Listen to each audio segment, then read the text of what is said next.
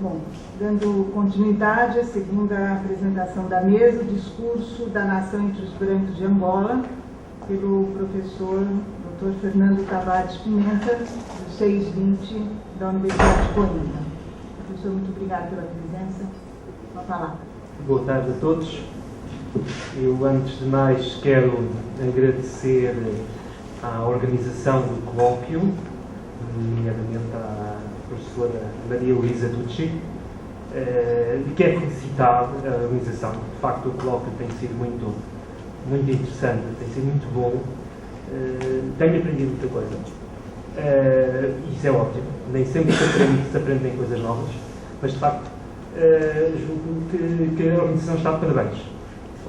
E quero agradecer também à minha instituição de origem, o 620, porque, no fundo, venho integrado na comitiva do 620 e é sempre uma honra participar nestes eventos em nome do 620. Bom, vamos então falar de Angola. Ora, a minha comunicação... Estão a ouvir? A minha comunicação analisa o processo de construção de uma identidade política de matriz euro-africana por parte dos colonos portugueses em Angola no século XX.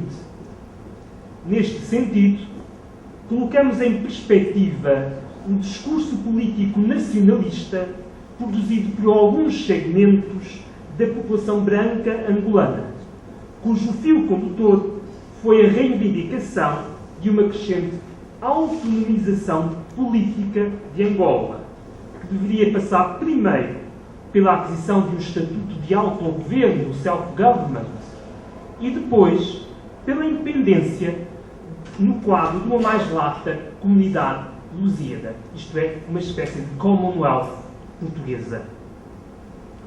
Ora, esta forma de nacionalismo euro-africano, considerava a nação angolana como o resultado do encontro das esferas europeia e africana, pelo que atribuía aos brancos, aos colonos brancos e seus descendentes, um papel dinâmico na luta pela independência e na construção do Estado-nação em Angola.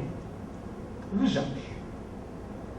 Desde logo, a história do nacionalismo euro-africano esteve diretamente relacionada com as características do colonialismo português em Angola no século XX.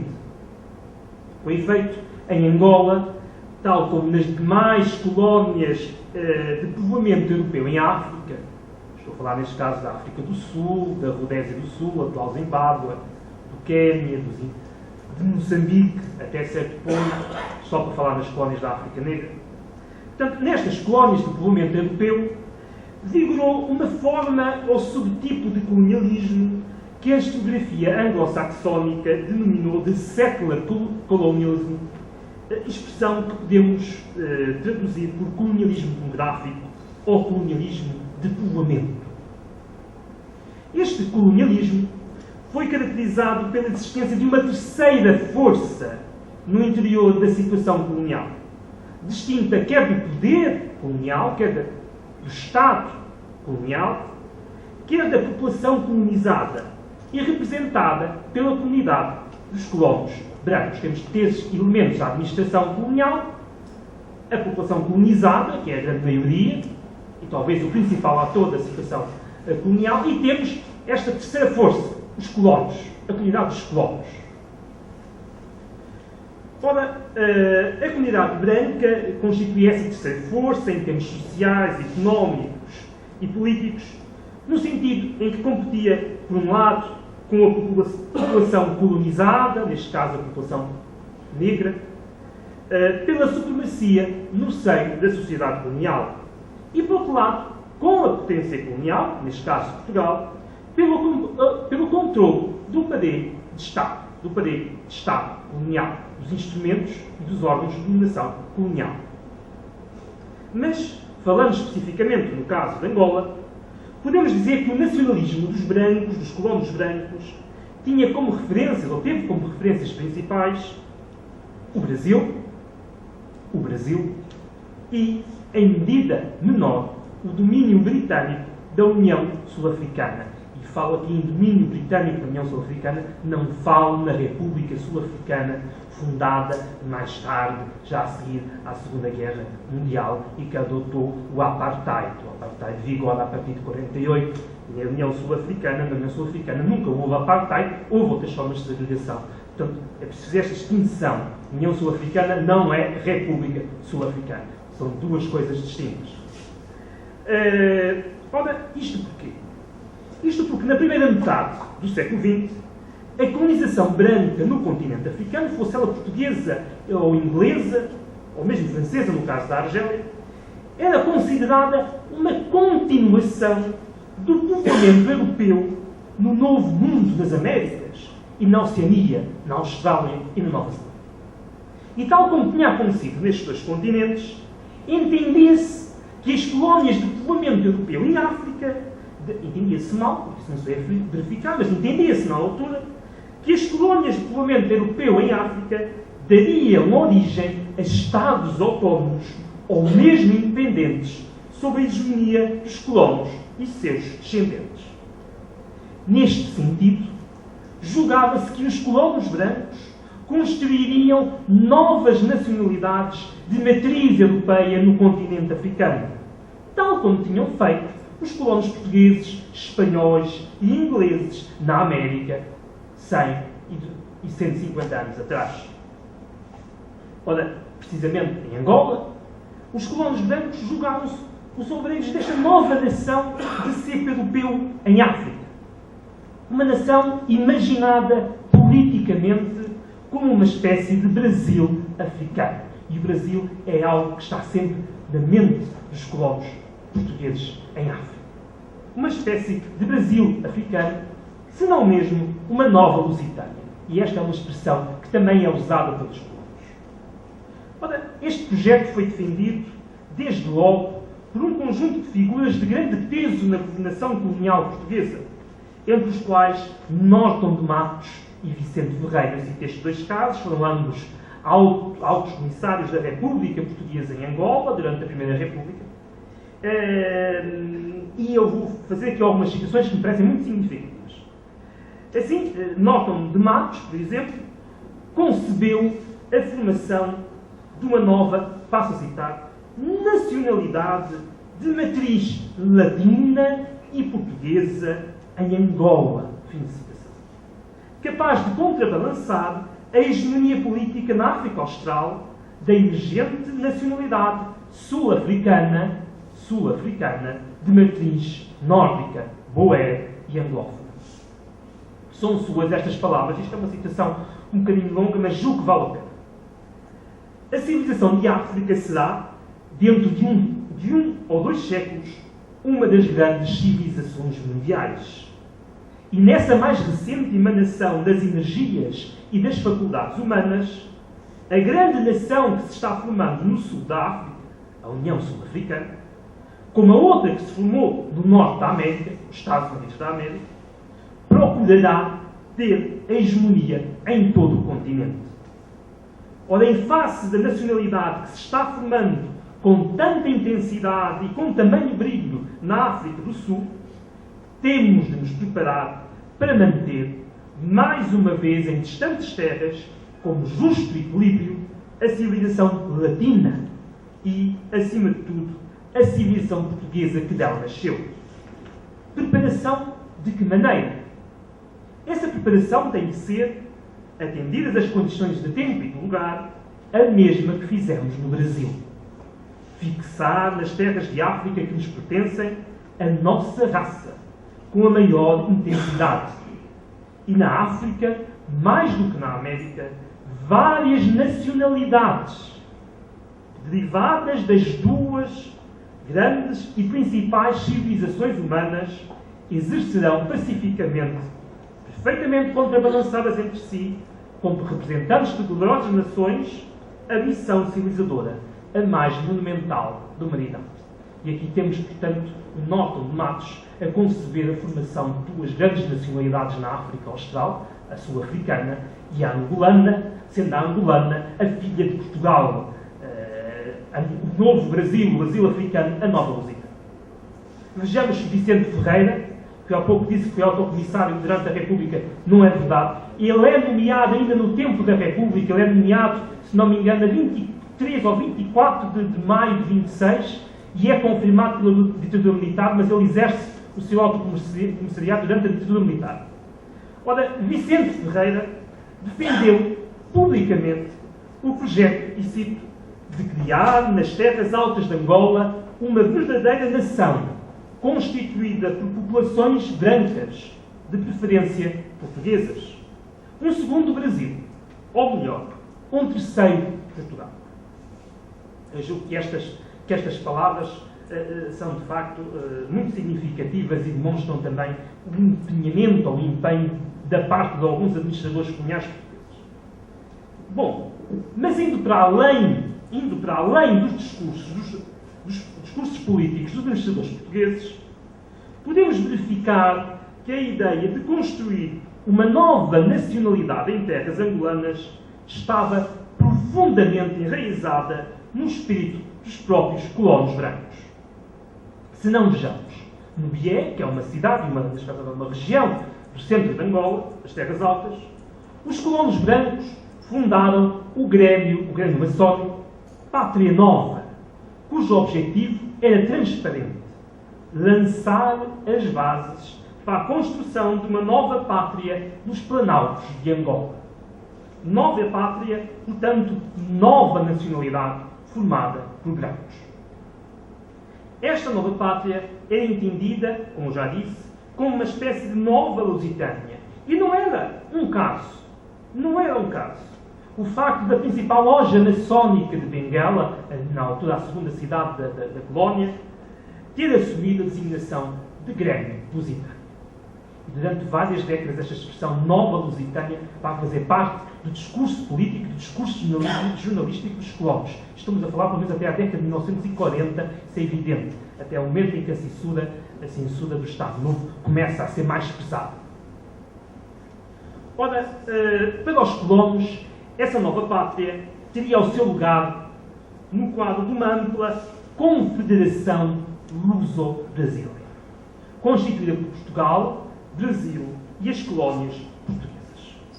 Assim, os colonos brancos em Angola perspectivavam para a sua terra, ou para a sua nova terra, a formação de um Estado de matriz europeia, governado pelos colonos brancos, mas ligado à mãe pátria por laços políticos de tipo federal. E foi isto mesmo que foi defendido, por exemplo, por José de Macedo, um dos principais líderes dos colonos durante o período da Primeira República, no seu projeto de autonomia de Angola, apresentado logo em 1910. José de Macedo era, aliás, um importante dirigente republicano.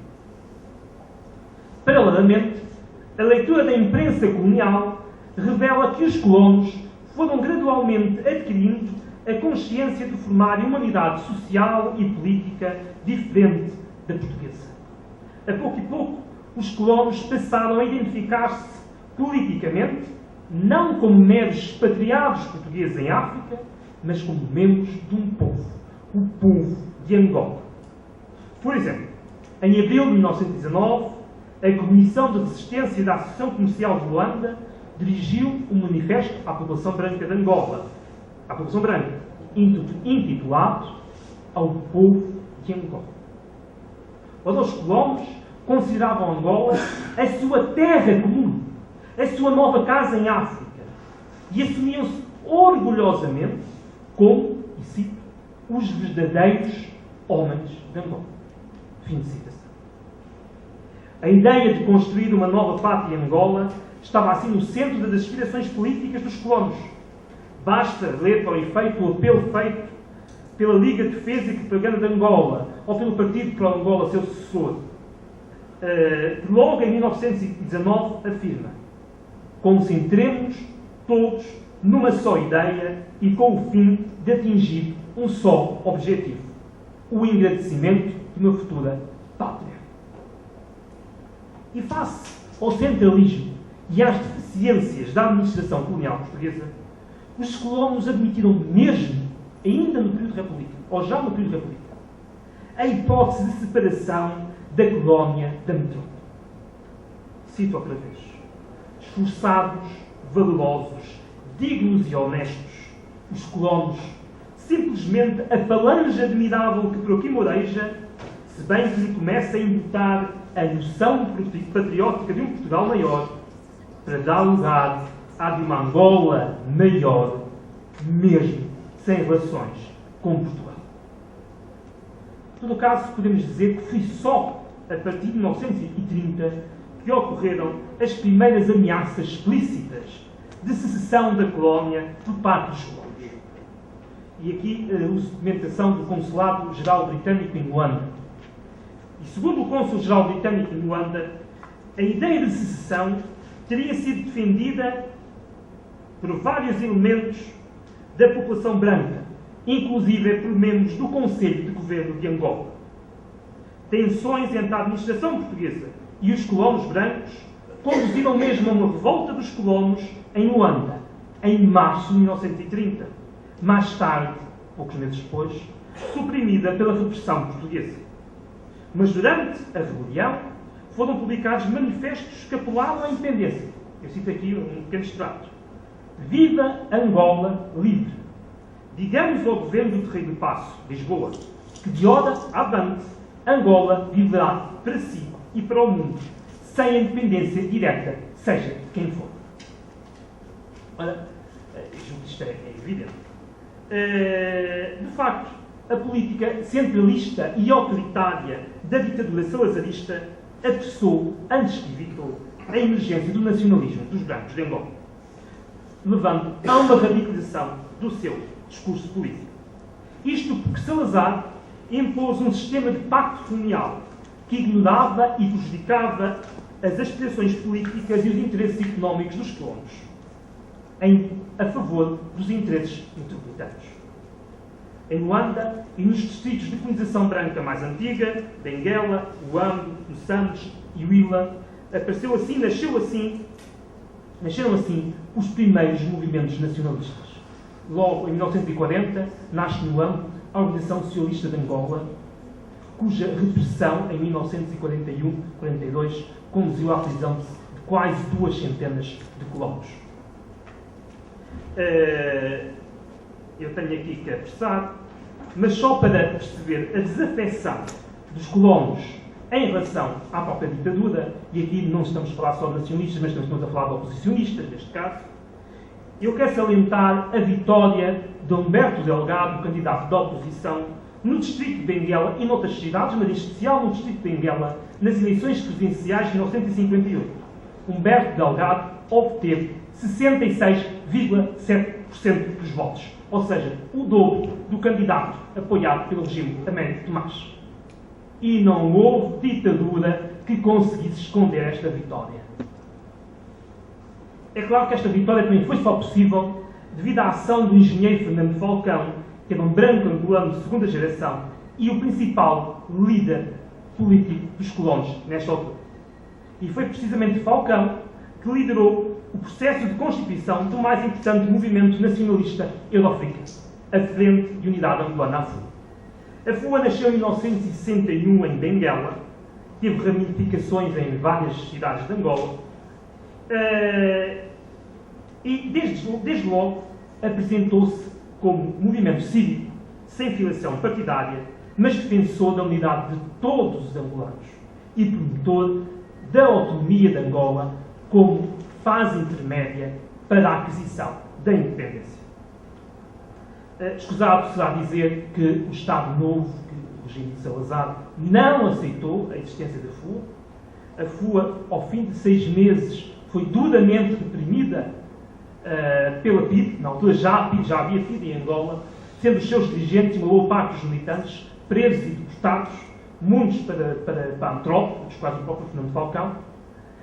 Outros tentam organizar clandestinamente a luta política no Planalto Central, no âmbito, usando para o efeito o caminho de ferro de Benguela. Mas o grupo que vai ter mais expressão será aquele que vai para o exílio, para a França e depois para a Argélia, onde organiza um comitê diretor no exílio. E apenas sublinho que esta FUA que está no exílio faz um salto a nível do seu discurso político. Porque no programa no Estatuto e Programa apresentado pela FUA, agora em 62, a FUA recusa qualquer forma de essencialismo, tampouco fundamentalismo de base racial ou étnico, sublinhando que a construção da nação angolana não podia fazer tábua rasa das profundas transformações demográficas e culturais introduzidas pelo colonialismo europeu em África. Isto é, muito simplesmente, a África não podia voltar ao século XV. Havia uma nova realidade demográfica, económica, social, política, que tinha que ser considerada não só por Portugal, mas também pelos vários movimentos guerrilheiros africanos. Por isso mesmo, a FUA considerava e chamava a atenção para a existência do branco africanizado, do branco angolizado no conjunto da população. E este era um elemento que se devia ter em consideração na construção da nação angolana. Como tal, a FUA pediu, a FUA não tinha guerrilha, mas pediu, aliás, ao MPLA, uma aliança para participar na luta. Essa aliança acabou por não se verificar, isso é outra conversa. Eu apenas quero fazer uma breve citação, que a par deste esforço, digamos, políticos da FUA no exílio e que vai prosseguir durante a década de 60, mesmo dentro do próprio regime, há elementos, dentro das estruturas do regime, não estou a falar que são pessoas do regime, mas dentro das estruturas políticas do regime, há colonos que vão tomar posições extremamente críticas em relação à ditadura e vão defender a sua angolaridade, a sua pertença à Angola. E eu apenas quero citar aqui, talvez para concluir, o discurso de António Garcia Castilho, presidente da Associação Industrial de Angola, que proferiu estas palavras na reunião do Conselho Ultramarino. O Conselho Ultramarino era um órgão importante da organização do Ministério do Ultramar. O Conselho Ultramarino, em outubro de 1962. E cito, e com isto acabo: quero deixar aqui bem claro que por cada passo que o Governo dê no caminho da integração nacional, nos moldes que daí andam a ser preconizados, acelera de anos a independência de Angola, mas de costas viradas para a metrópole. Neste momento, o sentimento geral em Angola é o de revolta, por os seus problemas continuarem a ser resolvidos no terreno do passo, à mercê de influências que puxam todos os cordelinhos possíveis e cujas razões dificilmente as descortinam e aceitam. Por ser assim, é que subscrevi um documento em que se pede para a Angola a mais ampla autonomia legislativa e executiva, e que lhe terá de ser concedida, para que finalmente sejamos nós, e esta julgo que é a parte mais significativa, para que finalmente sejamos nós, os homens de Angola, a puxar os nossos próprios cordelinhos. E isto é dito perante o Ministro do Ultramar, Adriano Moreira, e perante o Ministro de Estado, Correia, agora outro nome não me recordo, e perante os governadores gerais de todas as colónias e perante todos os membros do Conselho Ultramarino em Lisboa. Eu julgo que é a nova pátria de uma nova nação em Angola, da qual os brancos fazem parte. Muito obrigado.